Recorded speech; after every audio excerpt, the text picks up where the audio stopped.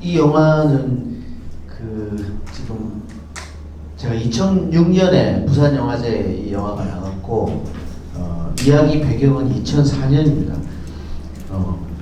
그러니까 지금으로부터 15년 전 이야기인데 지금 조선학교를 가면 그대로예요. 저렇게 차별받고 있는 거라든지 아이들이 배우는 내용이라든지 동포사회 정서라든지 크게 다를 게 없고 차별의 내용만 많이 달라지고 변했다 뭐 이런 건데 네. 예, 제가 등장이 조금 늦었습니다. 저는 프로그램을 맡고 있는 김강수라고. 잠깐 앉으시고요. 영화를 보셨다시피 뭔가 그 속에서 뭔가 궁금하시거나 이렇게 질문하실 것들이 많이 있으실 텐데요. 그리고 감독님께서도 지금 어제 바로 일본에 이제 갔다 오셔가지고 요즘 일어나고 있는 이런 문제에 대해서도 좀 더 하실 말씀이 또 있으실 것 같습니다. 그래서 이제 먼저 준비된 질문을 좀 잠깐 몇 가지만 조금 드리고요. 그 여러분의 질문을 좀 받아가지고 지금 무선 마이크가 준비되어 있어가지고 무선 마이크로 여러분 질문하실 분들에게 기회를 좀 드리도록 하겠습니다. 간단하게 제가 몇 가지 질문을 좀 드리겠습니다. 첫 번째 질문은 그 영화 제목이 조선 학교가 아닌 우리 학교라는 특히 이상적이었는데요. 그 조선 학교 학생들과 선생님, 학부모들이 우리라는 것을 얘기를 좀 많이 하고 있고 하는데 그 우리라는 게 뭔가 그분들의 학교라는 뭔가 있을 것 같은데 잘은 모르겠지만 이제 느낌은 오지만 감독님께서는 좀 어떻게 좀 느끼셨는지. 예, 그 조선학교는 그 공식 이름은 조선학교인데 어느 지역을 가든 동포들이 제가 홋카이도에서 영화를 찍다가 오사카에 가서 어떤 동포를 만나면 홋카이도 우리 학교는 학생 수가 몇 명입니까? 이런 식으로 서로 이렇게 물어보거든요. 그러니까 조선학교라는 공식 명칭 외에 동포들끼리 애정을 담아서 부르는 그 이름 중에 하나고요. 네. 저희 동포들은 그 일제시대 때 이제 건너가신 분이 이제 대부분인데, 네, 그분들이 주로 저희 동포 인구의 95%는 경상도입니다. 경상도 이 남해에 고향을 둔 친구들도 제가 많이 봤고 주로 경상도, 전라도, 제주도 그런 쪽에서 건너가셨는데 많은 분들이 사실 가난에 견디지 못해 일제시대 때 가난을 견디지 못해서 가거나 끌려가거나 그런 분들이 대부분이라 일본에서도 자기들끼리 그 뭉쳐서 마을 형성해서 살았어요. 근데 일본에서 볼 때는 부락이라고 해서 굉장히 하층민 취급을 하는 그런 사람들이었고 그런 인식이었죠. 그러니까 자기들도 똘똘 뭉쳐서 살면서 아마도 이제 그때 그렇게 뭉쳐 살고 학교를 만들고 이렇게 하면서 생겼던 그 우리라는 말에 대한 애착, 네, 그런 게 가장 아주 큰 거 아닌가 그런 생각이 들고 말도 우리말, 동포라는 표현도 앞에 우리 동포, 뭐 이런 식으로 우리라는 말을 참 많이 사용하십니다. 대답이 됐을까요?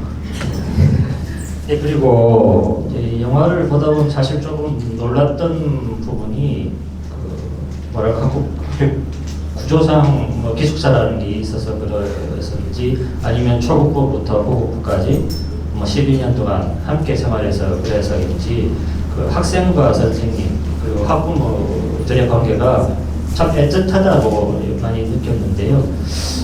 물론 감독님께서 몇 년 동안 이렇게 촬영을 하셨는데 거기서 개인적으로 좀 받았던 느낌이 어떠셨는지 좀 궁금합니다. 예,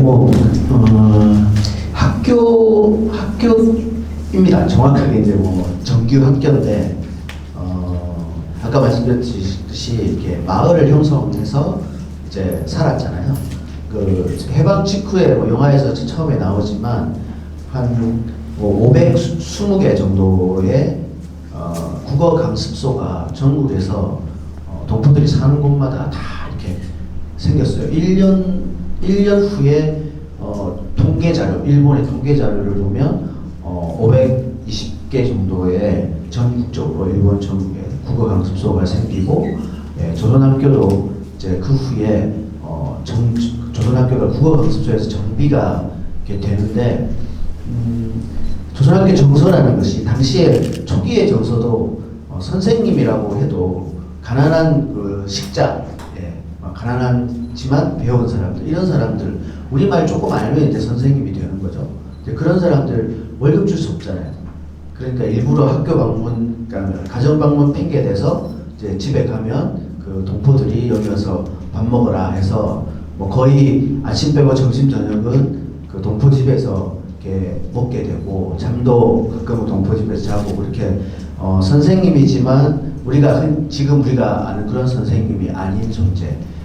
세월이 이제 지나면 지금 뭐 160명 당시 학교 학생이었지만 홋카이도 학생은 지금 40명 정도가 이제 있습니다. 지금은 이제 학교 가도 기숙사생이 없는데, 그래도 그 당시에 저때 당시에 학생이었던 아이들이 지금 선생님을 하고 있어요. 그러니까 자기가 어렸을 때 후배로 있었는데, 선배로 있었는데 그 선배가 이제 선생님이 되어서 온다거나, 자기가 이제 초등학교 1학년으로 들어왔던 제 후배가 이제 자기가 선생님이 되면, 예, 이제 자기의 제자로 된다거나, 자기 어머니가 뭐 30년 동안 선생님을 했었다. 뭐 그 어머니의 제자가 뭐 자기가 가리키는 아이의 학부모다. 뭐 이런 관계들이에요. 그러니까 피로만 연결 안 돼 있을 뿐이지 서로를 너무너무 이렇게 잘 아는, 예, 그런 존재들이고, 그렇기 때문에 그 가족 같은 학교, 이렇게 좀 보시면은 훨씬 조금 이해가 편할 거다라는 생각이 들고, 그래서 생기는 안 좋은 점도 있습니다. 나쁜 짓을 하면은 금방 소문이 퍼진다거나 여러 가지 문제가 있긴 한데, 그래도 그런 정서들이 그 학교 안에 그대로 녹아 있다라는 게 저의 감상이고, 아마 그 동포들과 아마 동의하지 않을까 이런 생각이, 예, 듭니다. 예, 그리고 제가 개인적으로 좀 먼저 질문드리는 게 마지막이 될 수도 있을지 모르겠는데요. 조금 냉정한 질문일 수도 있습니다만, 국내에서도 이제 다문화 가정이 있고 해서 보면 이제 자기들의 어떤 민족성이라든지 국가의 어떤 그런 것들을 지지해 주면서도 역시 대한민국 공교육 사회에서 녹아들 수 있도록 그렇게 이제 교육을 하고 있는데, 뭐 질문을 드리자면 왜 조선 학교인가? 이를테면 일본 학교에 다니면서도 한글 교육기관이라든지 그 관련된 우리말이라든지 우리 문화를 배울 수 있지도 않는가? 현실적으로 일본에 살면서 그 정도의 이를테면 동화는 당연한 게 아닌가라고 생각할 수도 있는데, 왜 여전히 조선학교인가를 좀 질문드리고 싶습니다. 어려운 질문인데요. 조선학교를 만든 사람들은 일본 정부로부터 돈을 받겠다, 일본 정부로부터 정식 지원을 받겠다라고 일본 아이들하고 똑같이 대접을 받겠다라고 한 적은 역사적으로 한 번도 없어요. 각종학교라고 해서 일본의 그 정식 학교에 비해서 일부러 각종학교 지위 획득 운동을 했어요. 최소한의 법 테두리 안에는 있고 싶다. 그러나 우리의 자주적인 교육, 자발적인 교육은 방해받고 싶지 않다. 네. 그게 이제 기본 역사적인 원칙이었는데, 인간은 자기가 받고 싶은 교육을 받을 권리가 있죠. 그건 아이들한테도 마찬가지고. 근데 자기가 받고 싶은 교육을 받을 권리가 그 국가에 반하는 거라면, 그 국가에 자기가 살고 있는 땅에서 반대되는 어떤 정책이나 생각에 반대되는 거라면 이게 풀기 어려운 문제일 수 있는데, 조선학교는 생길 때부터 그것을 거부한 적은 없어요. 조선학교가 그 생기면서부터 지금까지 한번 큰 폐쇄 위기가 있었을 때 우리는 이것만은 지킬 테니까 더 이상 방해하지 마라 라고 요구했던 것은 일본의 학교 교육법을 지키겠다. 예, 거기 지킬 것이고, 그 다음에 우리가 운영하겠다. 우리 힘으로. 예, 일본 정부가 돈 안 줘도 되니까 우리가 운영하겠다. 그 다음에 우리 말로 그 학교를 꾸려나가겠다. 예.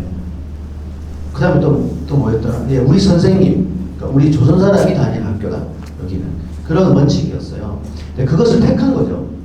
이것을 택했는데, 일본이 이것을 방해하는 논리는, 차별하는 논리는, 일본, 여기가 외국인 학교, 외국인들이 스스로 만든 학교다라고 해서 차별하는 게 아닙니다.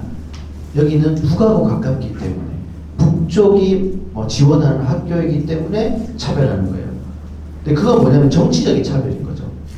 네.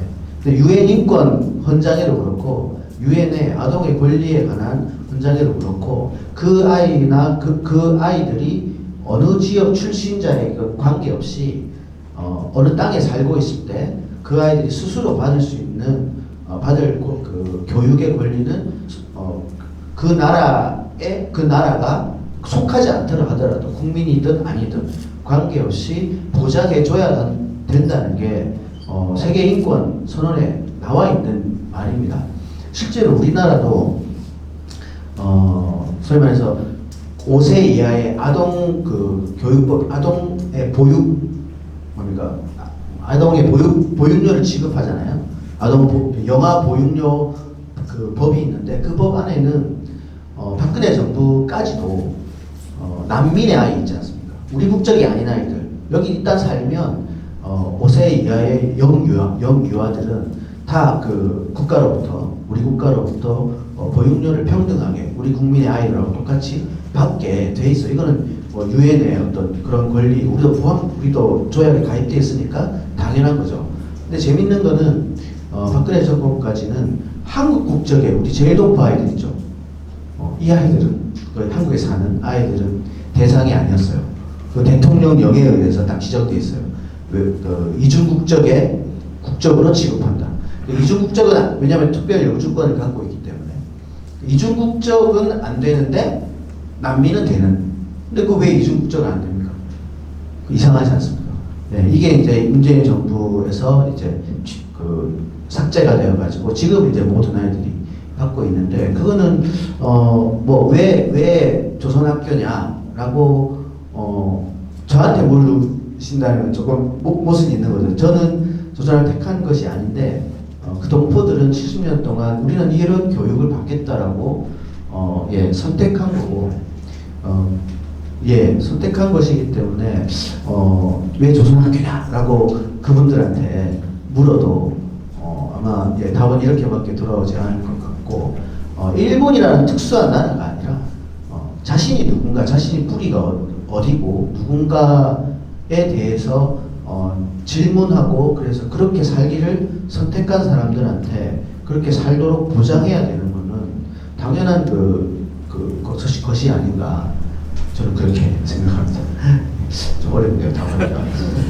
예, 제가 자꾸 저만 질문 드리는 것보다는 이제 영화를 보신 객석에 계신 분께서 질문을 좀 하셔도 좋을 것 같습니다. 혹시 질문 있으신 분? 예. 혹시 거기서 전화로 막 죽인다 이런 얘기 많았었는데 몸으로 맞은 건 있었나요?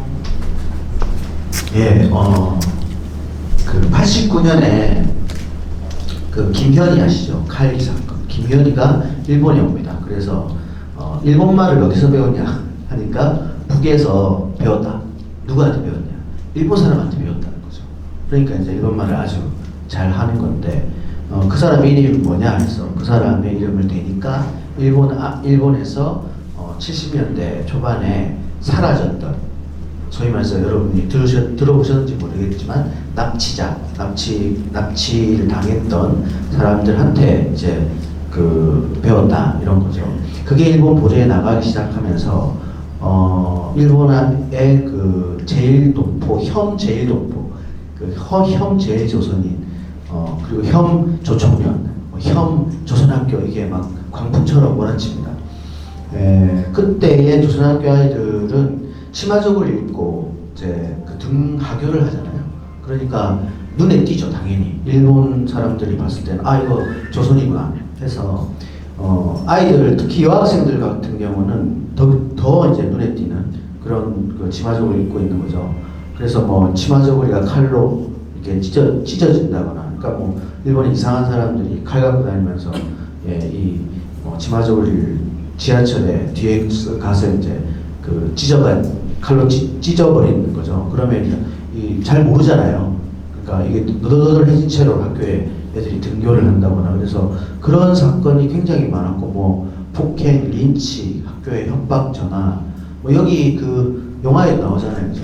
이게 정확하게 표현하면 내일까지 내가 몇 놈 죽일 테니까 나 기다려, 그런 거예요. 근데 그게 그 학교에 무슨 이제 한반도의 어떤 정세가 안 좋거나, 일본과 관련해서 뭐 북쪽에서 뭐 미사일 쏘거나 그렇게 되면 이제 그 피해를 고스란히 조선 학교 애들이 다 받아오는 거죠. 2002년 9월에 고이즈미 총리가 이제 북에 가서 북하고 일본하고 수교를 한때 그런 그 작업이 진행되고 있었어요. 그래서 고이즈미 총리가 갔을 때 북일 공동 서론도 했었고, 그래서 잘 지내자 이렇게 그 약속도 됐는데, 그 당시 이제 아베가 지금의 그 아베가 고이즈미 총리를 데리고 북에 간 거죠. 그래서 아베가 그 김정일 위원장한테 물어봤던 거예요.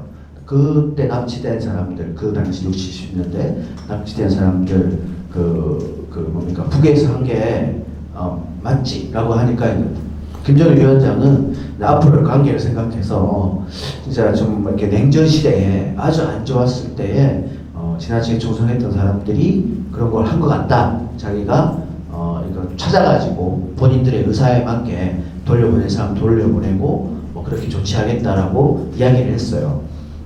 근데 그거를 아베는 이제 정치적 도구로 이제 삼은 거죠. 그래서 일본 사회가 완전히 돌아와서 북일 평화선언은 이제 없는 이야기가 되고, 그 납치 문제만 크게 부각이 되면서 또 한 번 2002년 9월 제가 영화를 찍으러 처음 이 학교에 갔을 때입니다. 그때 그런 일이 일어나면서 삽시간에 일본 전국의 조선학교 아이들을 이렇게 린치하는 게 또다시 막 일어났죠. 근데 그 후 한 3, 4년 정도 계속 이게 사회적인 문제가 되니까 그 학부모들이 치마저고리를 입지 말자, 눈에 띄니까 입지 말자 해서 그때부터는 이제 일본 전철관에서 조선학교 애들이 치마저고리 입고 등하교하는 모습을 좀 보기가 힘들어진 상황이고, 지금은 제2교복이라고 해서 어떤 학교마다 다른데 이제 등교할 때는 보통 일본 학생처럼 그 학교 교복을 입고 등교해서 이제 학교에서 갈아입거나 아니면 제2교복만 입거나 뭐 이렇게 하는 그런 상황입니다. 그래서 치마저고리는 지금은 그 거리에서는 볼 수 없는 그런 상황이고, 그리고 그런 것이 아주 상징적인 거죠. 그러니까 일본의 뭐 우익들이 총련 건물에 총을 쏜다거나 그런 일들은 뭐 좀 심해지면 항상 일어나고, 지금 이제 제가 제일 걱정은 이렇게 계속 장기화되잖아요. 지금 한일 관계 이 문제가 장기화되면 될수록 지금은 이제 인터넷 상에서만 돈다고 합니다. 저 어제 갔다 왔기 때문에 인터넷 상에서만 이 뭐 조선 사람들이 뭘 했다 이렇게 이상한 소문들이 나오기 시작하고, 그 다음에 조선 학교는 뭐 반일 교육을 하고 있다 이런 식으로 이상한 그런 소문들을 막 인터넷상에서 감정 자극하는 일들을 우익들이 조직적으로 좀 하고 있는데, 아직까지는 그 물리적인 폭력은 보고되고 있지 않지만 뭐 내일이 되면 어떨지, 내일 모레가 되면 어떨지 좀 불안한 상황들이 계속 되고 있는 거죠. 잠깐 일본 우익이라는 것은 지금의 예를 들면 우리나라의 뭐 어떤 정도의 수준이지, 뭐 예를 들면 뭐 일베라든지 뭐 이런 것인지, 아니면 조직이 제대로 되어 있어가지고 조직적으로 뭔가를 하는 건지도 조금 궁금하기도 합니다. 일본 우익은 우리나라보다는 대접받고 있어요. 우리나라도 뭐 자유한국당이랑 열심히 잘 하고 있고 또 뭐 그 뭡니까 지금 그 광화문에서 하고 있는 당 이름이 뭐죠? 애국당, 예, 애국당이라는 이름을 하고 있는데 뭐 일본도 시당초 지금 그 우리가 흔히 아는 제특회라고 들어보셨나요? 제1조선인의 특권을 용서하지 않는 시민모임이라고 해서 제특회의 사쿠라이 마코토라는 유명한 그 우익이 있는데 그 사람이 당을 만들었어요. 그 일본 제1당이라는 그런 듯한 이름을 만들어서 일본은 지금 많은 그 양심들이 노력을 해서 국가에서 지금 법은 하나 만들어졌어요. 그러니까 권고를 하는 법 비슷한 건데 법이라기보다는 뭡니까 약간 법규 뭐 그 밑에 단계 이런 건데 조례 같은 거죠. 뭐 헤이트 스피치를 하면은 안 된다라는 식의 조례는 만들어져서 벌칙은 없습니다. 이거는 형사처벌을 한다거나 그렇게는 못 하는데 어쨌든 그런 게 있어서 경찰들이나 그 지방자치에서 만약에 뭐 우익들이 데모하겠다라고 신고하면 그걸 안 받아준다거나 그런 식으로 이제 2016년에 조례가 하나 딱 생겼어요. 그래서 지방에서 그런 조례가 생기고 했는데 이제 이 사람들이 어떻게 하냐면 당을 만들었잖아요. 그러니까 당의 유세, 선거철 되면 유세를 한다고 하면서 행진을 하고 그렇고 이제 확성기로 막 그 혐한이나 그 혐조선인 발언들을 막 하고 이제 그런 식으로 이제 활동을 하고 있죠. 근데 우리나라 일베나 지금도 마찬가지 여러분 오히려 지금은 잘 모르시는 분들이 더 정보가 있다고 생각하는데 우리나라 일베나 그리고 대한애국당, 애국당이나 특히나 조선일보나 이런 데서 말하는 것들을 그대로 받아서 특히나 북이나 우리 문재인 대통령에 대한 거나 이런 걸 그대로 받아서 자기들이 그대로 일본 안에서 문재인이 아니고 문죄인도 알고 있더라고요. 그렇게 하지 않습니까? 일본의 쪽은 그런 단어조차도 알고 자기들 입에서 대놓고 문재인 대통령은 말령이다 이런 식으로 욕하고 있고. 근데 원래 제특회 일본 우익은 혐한이 출발점이 아니었습니다. 사람들은 한류가 심해지니까 위기감을 느껴서 그렇게 시작했다라고 알고 있는데 혐한이 아니라 실은 제1조선인입니다. 여기 조선학교 그 납치 문제로 비롯돼서 일본 정서적으로는 우리들 입장에서는 일제시대 문제라든가 강제연행 지금 과거사 문제가 있는데 위안부 문제라든가 이 모든 것은 굉장히 사실은 부끄러운 거죠. 자기들 입장에서는. 근데 북이 납치를 했다라는 한 20명 정도 됩니다. 납치를 했다는 사실이 자기들한테는 이거를 키워서 국민들을 그 증오의 감정으로 만들어야 그 옛날 것들에 대해서 묻어버릴 수 있는 거죠. 그러니까 굉장히 좋은 도구가 되고 있고 이건 벌써 한 2009년부터 10년이 넘게 납치 문제 하나 가지고 하고 있고 아베는 결국 헌법을 지금 이렇게 아베가 하는 것도 헌법의 구조를 바꿔서 전쟁할 수 있는 나라를 만들고 그래서 보통국가로 만들겠다 제국주의를 다시 일으키겠다라는 것이 아베의 속심인데 거기에서 가장 유효했던 것이 납치 문제였던 거죠. 약간 이제 방향은 다른데 우리보다는 정권과 굉장히 결탁해서 하고 있습니다. 그 영화 주전자기라는 영화를 한번 꼭 보시면 좋은데 최근에 나온 그 일본인 감독이 거기 이제 일본 유신회라고 있습니다. 유신회가 아베를 후원하는 곳인데 돈도 엄청 많고 재벌 기업들이 다 거기에 들어가서 정경유착이나 언론의 비리 그리고 제가 볼 때 일본은 세계 유일의 이상한 나라입니다. 그리고 다음 혹시 질문 있습니까? 답변이 없네요. 질문을 좀 알아야 됩니다. 우선 영화 잘 봤고요. 영화를 보면서 우익들의 협박이나 테러보다 가슴 아팠던 대목은 고향은 남쪽인데 조국은 북쪽이다. 저는 그 대목이었습니다. 그래서 영화를 직접 찍으시면서 현장에서 본 우리 정부가 이 제일 동포들에게 어떤 정책을 가져야 되는지 좀 굵은 것부터 시급한 것부터 이렇게 좀 정리해 주시면 고맙겠습니다. 부장님. 예. 어려운 문제입니다. 어려운 문제. 국가보안법이 있어서 여기 보셨듯이 북에서 지원을 했고 조총련이라는 곳에서 운영을 하기 때문에 조총련은 다시 말해서 국가보안법상 뭡니까 이거 북한하고 똑같죠. 적성 단체인 거죠. 이적 단체. 그러니까 절대 저희가 조선학교를 가지 않습니까? 저희 가면은 신고해야 돼요. 통일부에 신고해야 되고 그런 과정이 있는데 그게 다 국가보안법이 있어서 그런 것이죠. 그러니까 뭐 정부 입장에서 조선학교를 지원한다라는 거는 우리나라에 있는 보수 세력들하고 완전히 싸운다라는 뜻이기 때문에 제가 이제 그 시민단체를 하고 있는데 최근 들어와서 정부까지는 아니지만 국가기관 뭐 쉽게 얘기해서 뭐 재외동포재단이라든가 아니면 이제 국회 그 의원들 또 큰 이런 곳에서 꽤 많이 조선학교에 어떻게 하면 지원을 하느냐라는 문의도 많이 들어오고 실제로 그런 움직임도 많이 있었어요.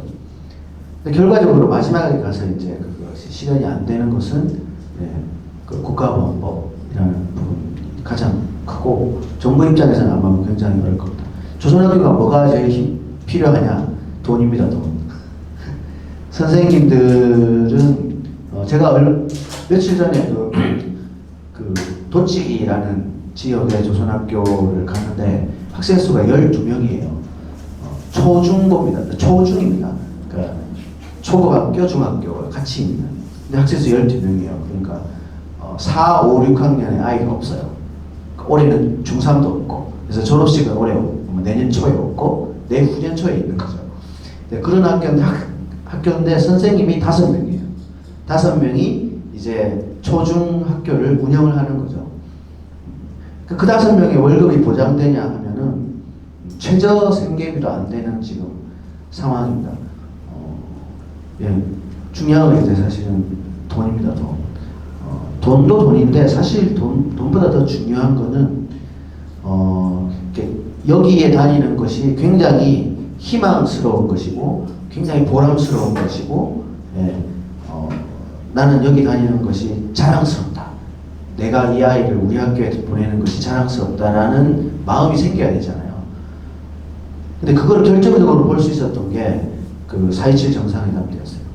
그때 학생들이 전부 강당에 모여가지고 큰 학교는 뭐 300명 정도 있는 학교도 있기 때문에 그 아이들이 보였던 반응, 상상을 초월할 정도로 이 통일이라는 문제가 조선학교 아이들, 선생님들, 학부모들한테 주는 영향이 어떤 것인가 알 수 있었어요. 그래서 물론 그런 것도 병행하면서 어떻게 하면 북과 남이, 남과 북이 함께 조선학교를 정말로 민족학교로서 한쪽에 치우친 학교가 아니라 민족학교로서 지원을 할 것인가의 문제가 여전히 남는 거고 저희들도 그런 방향에서 좀 많이 연구하고 해야 되지 않나 하는 생각이 듭니다.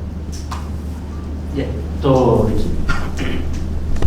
강병님이 조선학교를 소재로 해서 다큐를 찍게 된 어떤 계기가 있었는지 궁금하고요. 강병님 이 작품 말고 최근에 또 하신 작품이 있으면 한 작품 소개 부탁드립니다. 우연히 아는 사람을 통해 가지고 이거 그죠? 이거 어떻게 저 원래 영화 감독이 아니라 영화 촬영 감독인데 제 와이프가 영화 감독이었어요. 그 친구가 원래 기획했던 일이고 연애하면서 일본에 왔다 갔다 하면서 저도 처음으로 2002년에 처음 조선학교라는 존재를 알게 됐는데 그 친구가 결혼을 저하고 할 때쯤이 홋카이도 학교에 저희가 가면서 여기서 영화 찍는 게 어떨까라는 고민을 하고 있었던 때인데 결혼하고 6개월 만에 세상을 떠났어요, 사고로. 예, 그래서 그 3년 동안 이 친구는 준비를 하고 있었기 때문에 이게 이제 동포들이 볼 때는 굉장히 안타깝고 슬퍼하고 하시는 거죠. 그래서 이 조선학교 이야기를 이 친구가 이렇게 열심히 했는데 뭔가 이렇게 완성을 해야겠다 해서 이제 홋카이도 학교 교장 선생님하고 이야기를 했죠. 저는 여기서 영화를 찍겠습니다. 그러니까 너는 여기에 기숙사에 방을 줄 테니 너 마음대로 찍어라. 이렇게 그렇게 돼서 우리 학교라는 영화가 나왔죠. 계기는 그렇습니다. 그래서 저는 약간 그렇게 되면서 영화 감독이 돼버렸고 그 후에 제일 동포들에 대한 관심과 애정이 굉장히 많이 생길 수밖에 없었고 그 후에 2013년입니까? 2013년에 그라운드의 이방인이라고 그 네이버에서 한번 검색하시면 다운로드 받으실 수 있습니다. 그 스포츠 좋아하시는 분 있으시면 좋을 텐데 그 제일 동포들이 그 한국 사회 스포츠 특히 야구에 기여한 것이 우리가 흔히 아는 뭐 장훈이니 이런 사람 말고 정말 그 많은 사람들이 기여한 게 있거든요. 그러면서도 뭐 간첩이 된다거나 여러 가지 그 아픔들이 있는데 그런 이야기를 다룬 그라운드의 이방인이라는 또 다큐멘터리를 하나 만들었고요. 지금은 이제 영화보다 그 시민단체 활동을 열심히 하고 있습니다. 그 몽땅연필이라고 해서 저희 대표님은 이제 권혜요 대표님이고 제가 이제 사무총장 역할을 하고 있는데 만들어진 지 한 8년 됐고 회원제로 운영이 됩니다. 나가시면 그 전단지 있으니까 회원 가입하시면 좋은데 조선학교를 한국에 잘 알리고 그다음 조선학교가 어떻게 하면 계속 유지될 수 있는지 일본에 있는 동포들 그리고 우리 일본 사람들 그리고 한국 사람들과 연대해서 학교를 지키는 그런 활동들을 하고 있고요. 학교 방문도 하고 있고 어쨌든 뭐 지원금 그런 것도 좀 열심히 하려고 하고 있습니다. 아직은 작긴 한데 많이 도와주시면 좋을 것 같습니다. 사실 영화를 만들게 된 계기를 답변하는 게 사실 저도 내용을 조금 알고 있었는데 질문 드리기가 조금 그랬었는데요. 답변 주셔서 고맙습니다. 옛날 일이니까 괜찮습니다. 아까 말씀하셨듯이 이제 뭐 정부 차원의 뭔가를 제1동포라든지 재외동포를 지원할 수 있는 것들은 사실 우리 같은 사람들이 답을 줄 수는 사실은 없는 일인 거고요. 그래서 좀 전에 말씀드린 바와 같이 몽땅연필 같은 단체라든지 해서 어떻게 하면 좀 더 응원하고 좀 더 우리 함께 한다는 그런 격려할 수 있는 그런 방법들을 찾고 있는데 몽땅연필 같은 것은 이제 단체들이 그렇게 많이 있는지 혹은 서울에만 있는지 아니면 지역 우리 남해 같은 데서도 이런 힘이 되고 싶다라든지 이런 활동을 좀 할 수 있는지 그런 것도 조금 묻고 싶습니다. 몽땅연필은 전국 조직이니까 전국적으로 하려고 하고 있는데 부산에 시민단체들이 모여가지고 봄이라는 그 연대단체를 만들었어요. 그래서 이 부산에서 그 활동하시는 분들이 실은 오래전에 10년 넘게 규슈 지역에 있는 조선학교 한 4개 정도가 있습니다. 그 조선학교를 방문하거나 서로 오래 교류를 해서 이제 지금 그 부산에 있는 시민단체가 좀 많이 힘을 얻어서 8월 9일인가요? 그때 부산에서 큰 콘서트도 하고 그런 활동들을 하고 있습니다. 조선학교 알리는 사업들을 많이 하고 있고 그 위안부 할머니 중에 여러분 돌아가신 김복동 할머니 아시죠?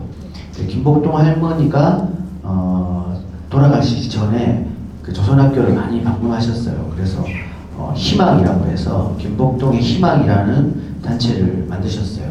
그래서 이 김복동의 희망은 조선학교 학생들한테 장학금을 주는 그런 사업을 하고 있습니다. 그래서 거기 뭐 가입을 하셔가지고 예, 그 한 달에 얼마씩 내시는 돈이 기부금이 조선학교 학생들의 장학금으로 쓰일 수 있도록 그렇게 하는 것도 좋은 예, 방법이고 뭐 최근에 문재인 정부 들어와서 굉장히 예, 많이 예, 관심들을 많이 갖고 계시고 단체도 많이 만들어지고 이런 힘들이 많이 쌓이면 네, 정부에 이렇게 얘기할 수 있는 힘이 생기죠. 아 참 얼굴 보니까 갑자기 생각났어요. 사실 이렇게 모단회필이 있고 이런 단체들이 있는데 옛날에는 킨이라는 단체가 있었습니다. 지구촌 동포연대라고 해서 킨이 했던 역할들은 여러분 뭐 아실지 모르겠지만 우토로 그 마을도 그렇고 그 다음에 도쿄 제2 조선학교라고 해서 에다가와 학교라고 하는데 그 조선학교가 땅을 예, 그 일본 그러니까 도쿄도가 뺏어가려고 할 때 그거를 우리가 사버리자라는 운동을 하셔가지고 실제로 사서 지금 도쿄에 가면 도쿄 제2 에다가와 학교는 거기에 진정한 통일학교다 이렇게 돼 있어요. 한국에서도 돈이 가고 일본 사람도 돈을 내고 동포들도 돈을 내서 새롭게 만든 조선학교죠. 그 운동을 열심히 했던 지구촌 동포연대 킨이라는 예, 과거사 문제라든가 우리 해외 동포 문제에서는 아직도 열심히 활동하고 있는 단체가 있습니다. 킨 출신이십니다. 그리고 이제 제일 동포들의 어떤 삶에 대해서도 좀 궁금하시겠지만 혹은 지금 뭐 자녀들을 키우고 계시는 분들 입장에서 혹시 뭐 교육적인 거라든지 그런 데 좀 느꼈던 점이라든지 혹은 뭐 다른 또 질문이 있으시면 예, 그럼 제가 준비한 질문을 굉장히 많이 있습니다. 그 중에 하나를 제가 먼저 하나만 드리고 시간적으로 좀 괜찮습니까? 예. 그러면 그 영화를 보고 난 후에 그 과연 지금 2004년 이후로 학생들이나 선생님들의 모습이 지금 과연 좀 어떤 모습으로 변해 있을까 그게 조금 궁금하던데 그거를 한번 마지막 질문적으로 예, 출연했던 학생들이요. 예. 예, 그 영화의 이름이 김성래 성래 있죠. 성대가 아니라 성래. 예, 이 얼굴 동그랗고 안경 끼고 반장 역할했던 친구인데 2학년 때 그 친구 지금 학교 선생님으로 있고 초급부 3학년 그 성화 있지 않습니까? 홍성화도 학교 선생님이세요. 지금 선생님으로 있고 예, 그 영화에서 지금 그 학교에 학생으로 나오는 아이들 중에 고등학생들 아이들 여학생들은 예, 그 중에 2명이 특히나 그 뭡니까 고급부 이 아이들이 3학년 때 1학년이었던 애들 치마 저고리 갖고 지금 남자애들이랑 싸우던 그 아이들 중에 3명인가는 결혼을 했어요. 그 자기 학급 친구랑 결혼했던 아이도 있고 한국에 와서 결혼해서 사는 아이가 여자아이가 한 3명 정도 있고 네, 고3이었던 우리 주인공 아이들은 여자아이들은 뭐 대부분 결혼해서 살거나 하고 있고 학교 선생님 하거나 그 중에서 혹시 기억나실지 모르겠지만 서영범이라고 그 문지기 했던 친구 있지 않습니까? 비염을 이렇게 비염 쓰고 위에다가 똑똑 찍는 그 친구는 졸업해서 도쿄로 갔어요. 그래서 장사 아니고 일본에서 가장 큰 광고 회사가 있습니다. 거기 들어가서 하더니 그 일본으로 들어오는 나이키나 이런 그런 광고 있지 않습니까? 그거를 걔가 만들기 시작해요. 그래서 엄청나게 그 안에서 성공을 하고 자기가 독립해서 또 광고 회사를 만들었습니다. 그래서 놀고 있던 그 화인이 축구는 잘하지만 머리가 나쁜 화인이를 불러가지고 같이 이제 그 회사를 꾸리고 나가는데 예 성공했습니다. 예 저희도 그 도쿄에서 성공한 거기 때문에 예 홋카이도의 자랑이죠.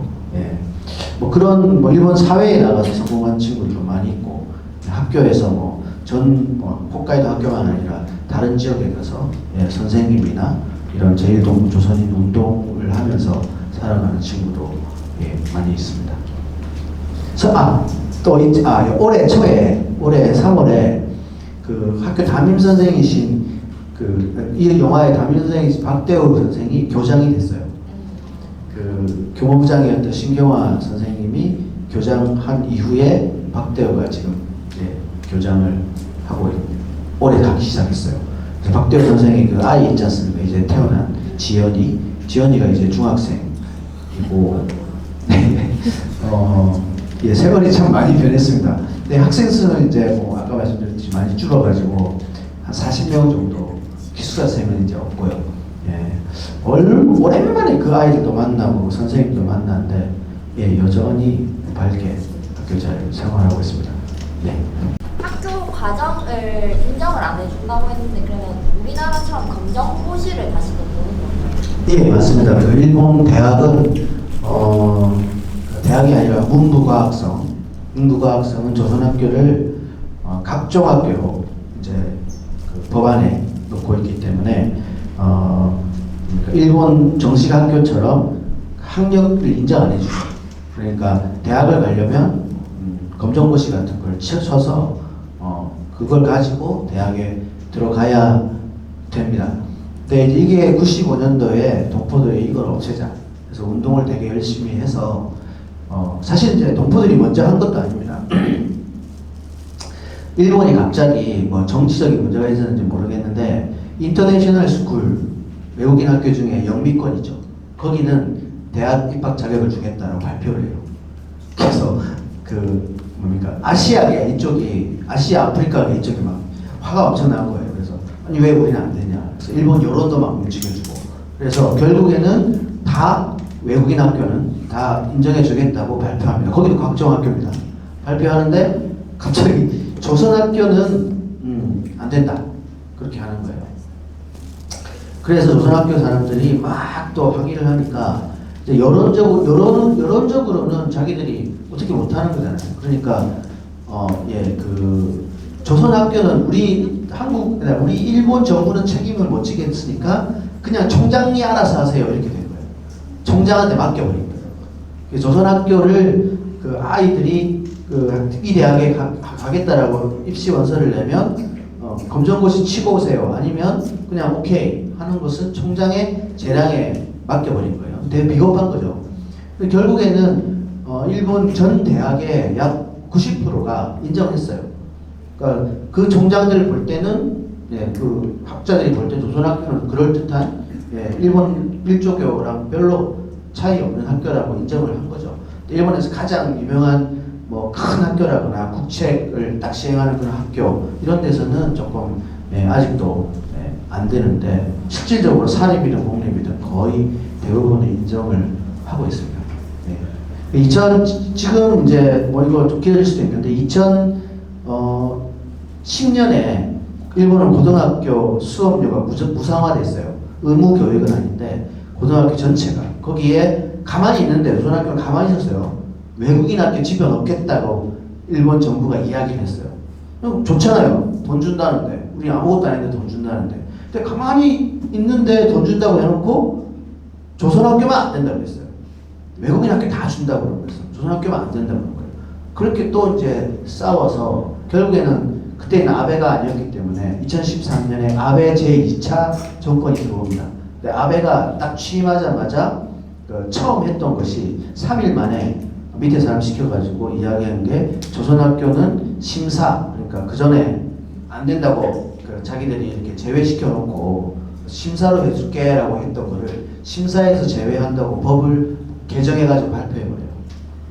아베가. 그러니까 아베가 들어와서 제2차 내각이 딱 들어와서 소위 말해서 군국주의화 시키고 이렇게 하는 과정의 첫 번째 작업이 조선학교는 법에서 아예 무상화해서 제외한다. 이거 발표한 거고 그해 말에 위안부 합의를 한 거죠. 그러니까 조선학교를 어떻게 봐야 되는지 아마 이제 여기서 힌트가 나오는 건데 그때의 조선학교 아이들이 화가 났어요. 그래서 전국에 있는 전국의 조선학교는 고등학교가 10개입니다. 그 중에 5개 고등학교에 학생들 249명이 국가를 상대로 5개 지역에서 손해배상 청구 소송을 시작했어요. 그래서 이게 지금 10년이 흘렀습니다. 거의. 흘러서 다 거의 5개에서 다 지긴 했는데 엄청나게 열심히 싸웠고 예, 그 과정에서 한국의 이런 단체들도 연대를 많이 했고 일본 사람들도 많이 조선학교를 알게 되는 그런 계기가 이제 되었는데 거의 다 이제 최고 재판소 그러니까 대법원에서 판결을 앞두고 있습니다. 뭐 어떻게 될지 모르겠는데 어쨌든 전 세계 사법 역사상 없었던 일이에요. 학생들이 국가를 상대로 원고가 돼가지고 싸웠던 역사입니다. 이게 아주 결과를 마지막에 남겨놓고 있다는 거 알아주시면은 혹시나 그런 뉴스가 나오면 관심 있게 봐주시고 마음속으로라도 응원을 해주시면 고마울 것 같습니다. 예, 더 이상 질문이 없으신 걸로 알고 이 태풍이 왔음에도 이렇게 힘든 길을 이렇게 와주신 여러분께 대단히 감사하다는 말씀드리고 또 태풍을 뚫고 일본에서 한국까지 또 서울에서도 이곳까지 달려와 주신 감독님께 감사의 말씀드립니다. 기념 촬영을 한번 하겠습니다. 가시지 마시고 잠깐 촬영을 한번 사진을 한번 찍어주셨으면 좋겠습니다. 하나 둘 셋 할까요? 얘기 좀 해주세요. 하나 둘 뭐, 저밖에 없네. 예, 방수정 이쁘다. 아니요. 김명준 하면 화이팅 합시다. 네. 김명준 화이팅! 우리 학교 화이팅!